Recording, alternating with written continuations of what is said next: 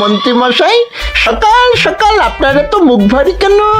আরে আর বলিস না, আগে রাজসভায় অনেকেই ছিল যারা আমার হয়ে কথা বলতো, কিন্তু ইদানিং সবাই কেমন বদলে গেছে। সবাই গোপালের হয়ে, তাই তো? একদমই তাই। আর না বললেও কেউ গোপালের বিরুদ্ধে কথা বলে না।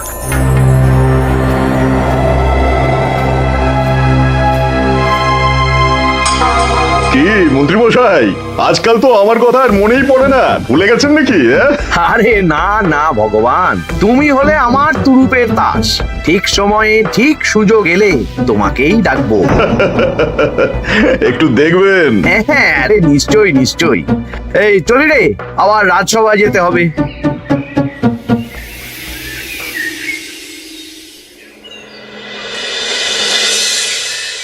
আচ্ছা, তোমরা বলো তো, আমাদের রাজ্যের সার্বিক উন্নতির জন্য সবার আগে কি দরকার? মহারাজ, আমি বলবো। বলো গোপাল। সততা আর শিক্ষা, এই দুটো জিনিস মানুষের মধ্যে থাকলে রাজ্যের উন্নতি কেউ আটকাতে পারবে না মহারাজ। একদম ঠিক বলেছ পণ্ডিত, তুমি তো শিক্ষার কাণ্ডারি। তুমি কি বলতে চাও এই ব্যাপারে? মানে কিভাবে শিক্ষার আরো উন্নতি করা যায়? মহারাজ, আমি তো মনে করি পুঁথিগত শিক্ষাই শুধু শিক্ষা নয়, মানুষের ভেতরে যে পূর্ণতা আছে সেটাকে ফুটিয়ে তোলার নামই হলো শিক্ষা। যেমন? কেউ যদি খেলতে ভালোবাসে সে খেলোয়াড় হবে, গান করতে ভালোবাসলে সে গায়ক বা গায়িকা হবে। আমি প্রত্যেকের মধ্যে লুকিয়ে থাকা এই বিশেষ বিষয়গুলিকে তুলে ধরার জন্য কিছু করতে চাই। তা এটা করার জন্য কি দরকার? প্রথমত অর্থের প্রয়োজন। আমাদের আরো অনেক টুল খুলতে হবে, সেখানে এক একটা জায়গায় এক এক রকমের শিক্ষা প্রদান করা হবে। এটা ভালো প্রস্তাব। আমাদের রাজ্যে গায়ক, নৃত্যশিল্পী, অঙ্কন শিল্পী, খেলোয়াড় সব তৈরি হবে। দেশ বিদেশে রাজ্যের নাম উজ্জ্বল হবে। মহারাজ, একদম এসব উল্টো পাল্টা খরচ করবেন না। কেন কেন? মহারাজ, রাজকোষে প্রথমত বেশি অর্থ নেই, যে কোনো সময় যুদ্ধ লাগতে পারে। তাই আমাদের উচিত প্রথমে এসব না করে কামান, গোলা, বারুদ, ঢাল, তরোয়াল এসব কেনা। ঠিকই বলেছ। কদিন ধরেই শুনছিলাম সীমান্তবর্তী এলাকায় ইংরেজ সেনারা নাকি ঘুরঘুর করছিল। পণ্ডিত মশাই, আপনার এই সব পাণ্ডিত্য অন্য জায়গায় ফলাবেন কেমন? এসব করে লাভের লাভ কিচ্ছু নেই। কাউকে যদি ইংরেজরা গুলি করে সে কি গান শোনাবে? হ্যাঁ, মন্ত্রীর কথায় যুক্তি আছে। মহারাজ, আপনি বরং পণ্ডিত মশাইকে কিছুদিনের জন্য ছুটি দিয়ে দিন। পণ্ডিত মশাইয়ের মাথার একটু বিশ্রাম দরকার। হ্যাঁ পণ্ডিত, তুমি বরং দিন 15 জন্য তীর্থে ঘুরে এসো। যথা আজ্ঞা মহারাজ।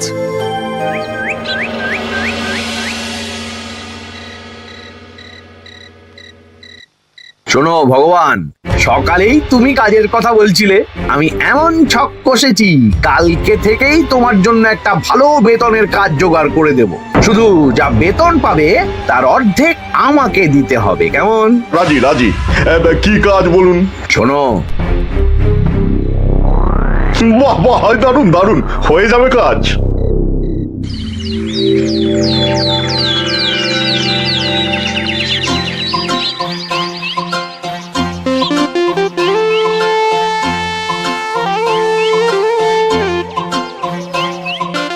এই সকাল সকাল রাস্তায় ঘুরঘুর করছিস কেন? পড়াশুনো কি শিখেই তুলে দিয়েছিস? পণ্ডিত মশাই তীর্থে গেছেন, এখন আমাদের ছুটি। দুপুর বেলা ভাত, রাতের বেলা রুটি।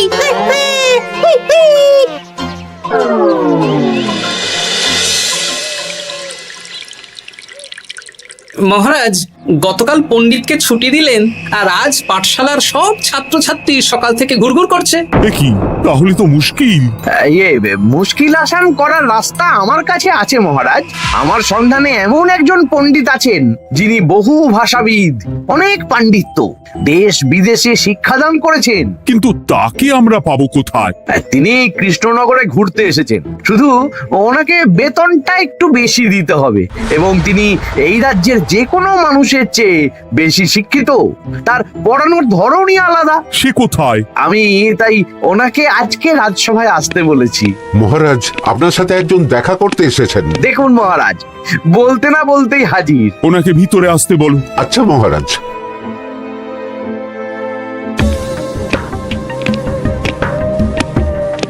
প্রণাম কৃষ্ণচন্দ্র। আমাকে আপনার মন্ত্রী ডেকেছেন, তাই এলাম। মন্ত্রীর সাথে কথা হয়েছে আমাদের রাজ্যের শিক্ষার উন্নতির ব্যাপারে। আমাদের মানে আপনি কি এই রাজ্যের? আমি এখন এই রাজ্যে আছি তো, তাই আমাদের রাজ্য বললাম। উনি সবাইকে আপন করে নেন। যাই হোক, তোমার শিক্ষার উন্নতির ব্যাপারে কি মতামত? মহারাজ, আমি এই রাজ্যের বিভিন্ন মোড়ের মাথায় টোল খুলতে চাই। তার জন্য অনেক অর্থের প্রয়োজন। তাতে কি উপকার হবে? ছাত্রদের জন্য তো নির্দিষ্ট পাঠশালা আছে। যখন শত্রুরা আক্রমণ করতে আসবে, তখন তারা দেখবে রাস্তার মোড়ে মোড়ে টোল, মোড়ে মোড়ে টোল। তারা বুঝতে পারবে এখানে সবাই শিক্ষিত। আর শিক্ষিত লোককে ক্ষমতার অধীনে রাখা কঠিন, যুদ্ধে জিতলেও শাসন করা মুশকিল। কারণ অশিক্ষিতকে বোকা বানানো সহজ, কিন্তু শিক্ষিতকে বোকা বানানো কঠিন। নতুন পণ্ডিত একদম ঠিক কথা বলেছে। কোনো বাইরের রাজা বা শত্রু আক্রমণ করার আগে 5 বার ভাববে। এই সেরেছে। গতকালই মন্ত্রী বলছিল শিক্ষার দরকার নেই, অস্ত্র কিনুন, আর আজকেই শিক্ষার পক্ষে কথা বলছে। ব্যাপারটা কেমন সন্দেহজনক, নজর রাখতে হচ্ছে। বেশ, আমি তোমার এই শিক্ষা সম্প্রসারণের প্রস্তাবে রাজি। মন্ত্রী, তুমি এই প্রকল্প দেখভাল করবে।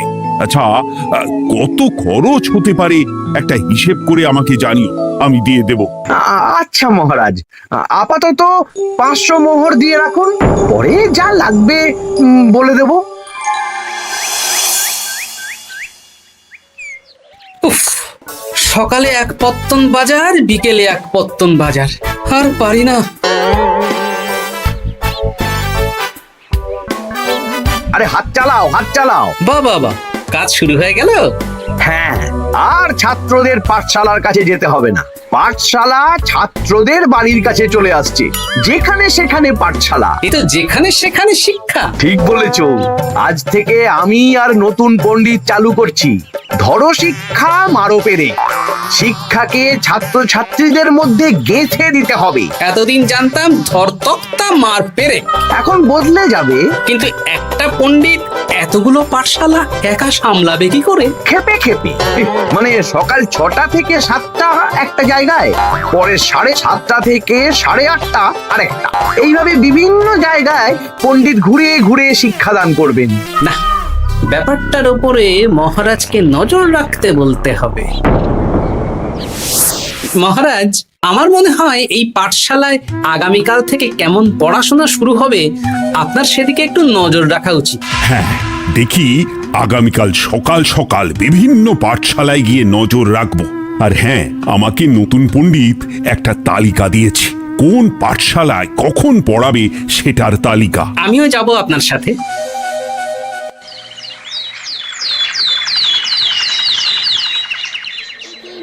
চামচিকি চামের কাটা মজুমদার ধে এলো দামোদর, দামোদরের হাঁড়ি কুড়ি, দুয়ারে বসে চাল কুড়ি। দেখি কুটি, তোরা এই কিরমিকির খেলছিস? নতুন পণ্ডিত কোথায়? উনি তো এই মাত্র দক্ষিণের পাঠশালায় গেলেন। ন্যাপলা আর গুলটে আজ থেকে ওখানেই গেছে। ওদের দুজনের বাড়ি কাছাকাছি তো, তাই। আচ্ছা চলো তো গোপাল, দক্ষিণে গিয়ে দেখি।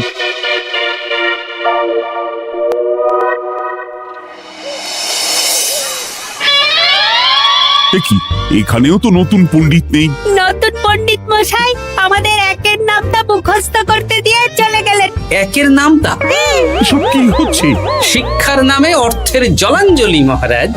না, আজই রাজসভায় এর বিচার হবে।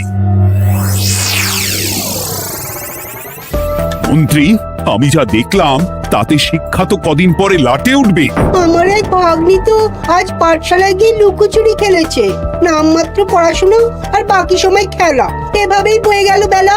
মন্ত্রী, এই তোমার নতুন পণ্ডিতের দৌড়। মহারাজ, একজনের পক্ষে এতগুলো পাঠশালায় শিক্ষাদান তো সম্ভব নয়। তার জন্য তো আরো পণ্ডিতের প্রয়োজন, আর তার জন্য চাই আরো অর্থ। আবার অর্থ? শুধু মহারাজের অতিরিক্ত অর্থ খরচ হবে বলে আমি আগে এই প্রস্তাবটা রাখিনি। বেশ, তা আর পণ্ডিত কোথায় পাবে? আমাদের নতুন পণ্ডিতের কাছে অনেক পণ্ডিতের সন্ধান আছে। উনি একটা হাঁক মারলেই সব চলে আসবে। বেশ, তাহলে তাই ব্যবস্থা করো। এভাবে শিক্ষার অবনতি আমি চোখে দেখতে পারবো না। আরো 300 মোহর লাগবে। পেয়ে যাবে। এ তো দিনে দুপুরে ডাকাতি। ব্যাপারটা ধরতে হবে, কিছু একটা ঘোট তো আছেই।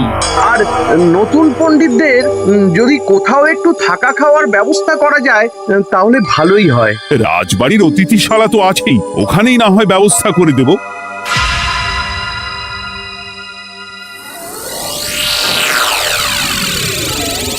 শোন বটা ঘটা আর কেলে পচা, তোদের এইবার এই ভগবানের মতন শিক্ষাদান করতে হবে। আরে আমি তো শিক্ষা বানানই জানি না। সে না জানলেও হবে, শুধু দাড়ি গোঁফ লাগিয়ে নকল পণ্ডিত সেজে কালকে থেকে পাঠশালায় যেতে হবে। কাকে কোথায় যেতে হবে সব আমি বুঝিয়ে দেব। আচ্ছা,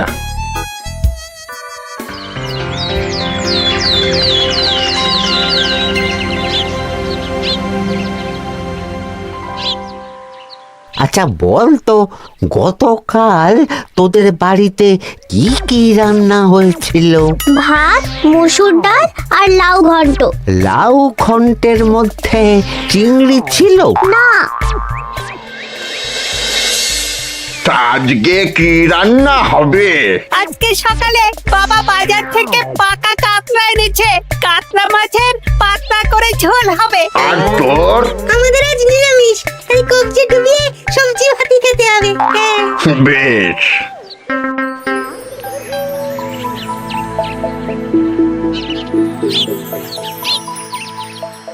বল, আজকে তোরা কি কি শিখলি? আমি লাউ ঘন্ট। আমি সবজি ভাত। আমি কাতলা মাছ। কি বলছিস কি? আজকে তো পাঠশালায় এই সব আলোচনাই হয়েছে। এবারে ব্যাপারটা একেবারে সহ্য সীমার বাইরে চলে যাচ্ছে। দাদু, আমাদের আগের পণ্ডিত মশাই ভালো ছিলেন। উনি কোথায় চলে গেলেন? মন্ত্রী মশাই ছলে বলে কৌশলে ওনাকে তীর্থে পাঠিয়েছেন। না, এখন আমাকে মন্ত্রী মশাইয়ের উপরে নজর রাখতে হবে।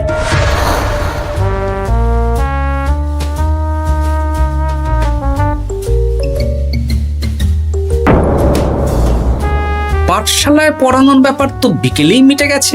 রাজবাড়ির অতিথিশালায় না গিয়ে নতুন পণ্ডিত মশাইরা এদিকে আবার কোথায় যাচ্ছেন? সাথে মন্ত্রীও আছেন, ব্যাপারটা নজর রাখতে হবে। তাড়াতাড়ি চল। চলুন চলুন।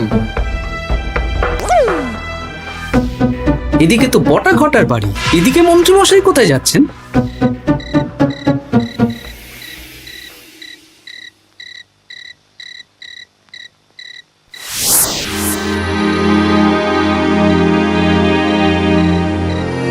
তারপর তোমরা সবাইকে কি শিক্ষা দিলে? শিক্ষে সে আমাদের শিক্ষা নেই, চুরি করে দিন চলে। আমি কি করে শিক্ষা দেব? আরে ছাইপাশ দাড়ি গোঁফ থাকলে কি কুটকুট করে। যা বলেছিস বটা। আরে আরে আহারে করছিসটা কি? ভালো রোজগার পাতি কি তোদের সহ্য হচ্ছে না নাকি? ভগবানকে দেখ, সেই কবে থেকে দাড়ি গোঁফ লাগিয়ে পণ্ডিত মশাই সেজে আছেন।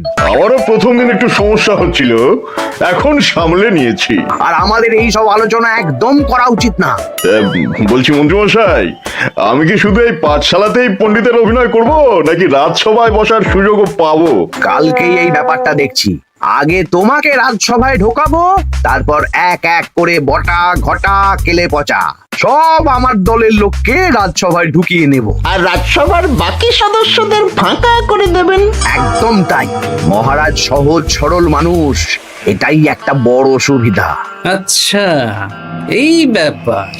ঠিক আছে, আমি কদিন পরে ঠিক সময়ে একদম হাটে হাঁড়ি ভাঙবো।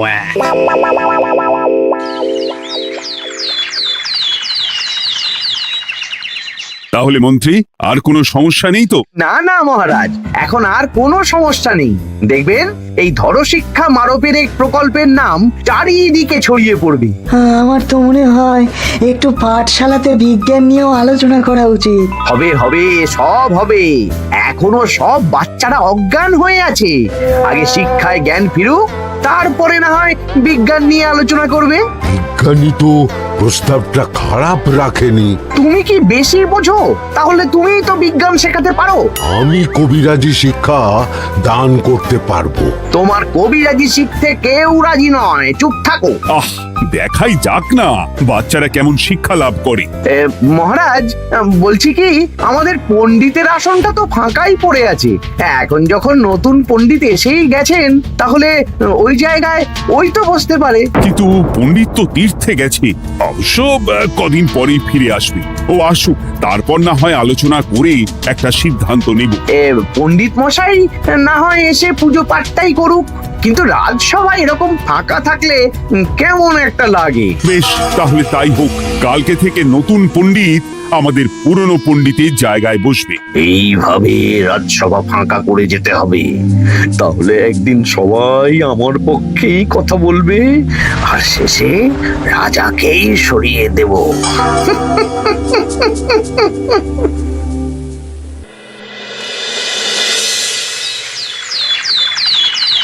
মহারাজ, সর্বনাশ হচ্ছে চারিদিকে। চলুন চলুন, আমি পুরো বিষয়টা ধরে ফেলেছি। কি ধরে ফেলেছো? শিক্ষার নামে ষড়যন্ত্র চলছে মহারাজ। রাজসভায় চলুন, সব বলছি। আচ্ছা আচ্ছা, আসছি। হ্যাঁ বলো গোপাল, তুমি কি বলছিলে শিক্ষার নামে ষড়যন্ত্র নাকি? মানে গোপাল মস্করা করছে নাকি? রাজ্যে দারুণ শিক্ষাদান চলছে। মহারাজ, আমি দেখে ফেলেছি আমাদের নতুন পণ্ডিত আসলে কোনো পণ্ডিত নন। ইনি আপনাকে, আমাদের সবাইকে বোকা বানাচ্ছেন। তাই নাকি? ডাকো দেখি নতুন পণ্ডিতকে। এই তো মহারাজ, আমি চলে এসেছি। এই তো, ইনিই বদমাশি করছেন, শিক্ষার্থীদের ভবিষ্যৎ নিয়ে খেলছে। এই বল, আসল কথাটা বল। কি বলবো, এসব ভাড়ামো বন্ধ করো গোপাল। না বললে আমি কিন্তু ধুতি খুলে দেব। এই এই আরে কি হচ্ছেটা কি? এই এই এই এই সরো তো, সরো সরো। কি হলো, কি হলো? এই সেরেছে, গোপাল এসব কি বলছে? বলুন। ভুল বকছে কেন? গোপাল, তোমার কি হলো গো? কি বলছো তুমি? আমার কাছে বৈদ্য, তুমি একটু দেখো তো গোপাল ঠিক আছে তো? এই যে নতুন পণ্ডিত, তুমি তো অনেক ভাষা জানো, তুমি বুঝতে পারছো? মহারাজ, আমি দেখছি গোপালের মনে হয় বিশ্রামের প্রয়োজন। এই এই, তোমরা কয়েকজন মিলে গোপালকে রাজবাড়ির অন্দরমহলে নিয়ে চলো। চলুন, আমি যাচ্ছি। ওহো, গোপালের কি হলো? মাথায় লেগে গেল? ভাষা চলে গেল? সব এই নতুন পণ্ডিতের জন্য।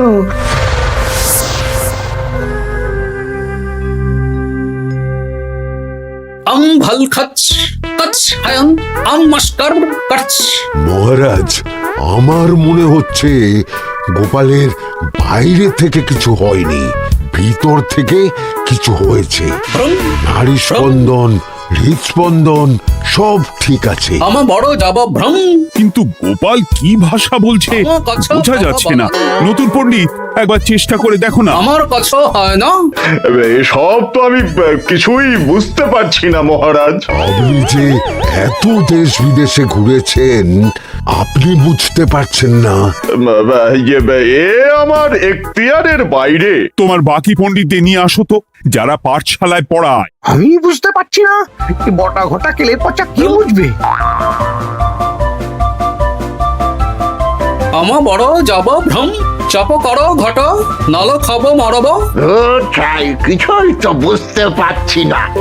রাজসভায় কাউকে না দেখতে পেয়ে এখানে এলাম। ওই তো আমাদের পুরনো পণ্ডিত চলে এসেছে। শুনলাম গোপালের নাকি কি হয়েছে।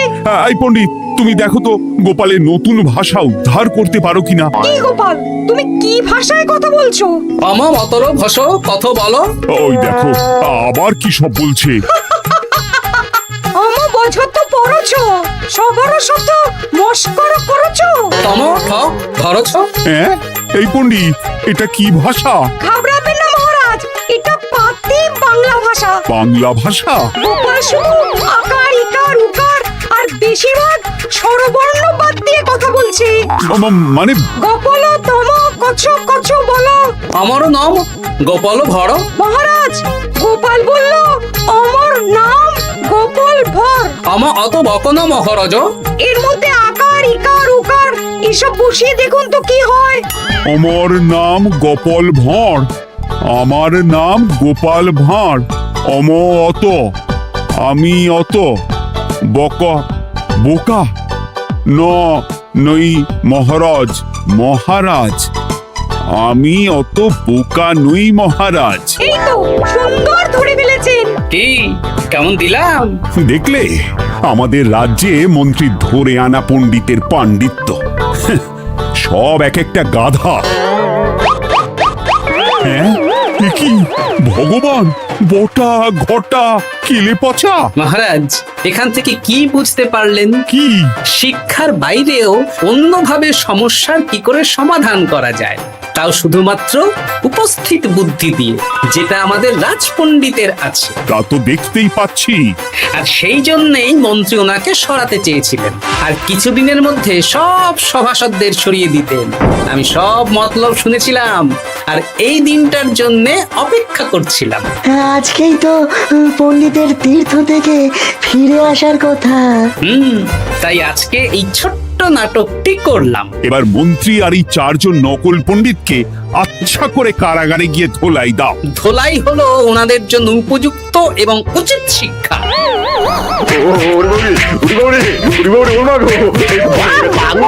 বাবা গো, ভুল হয়ে গেছে গো। আরে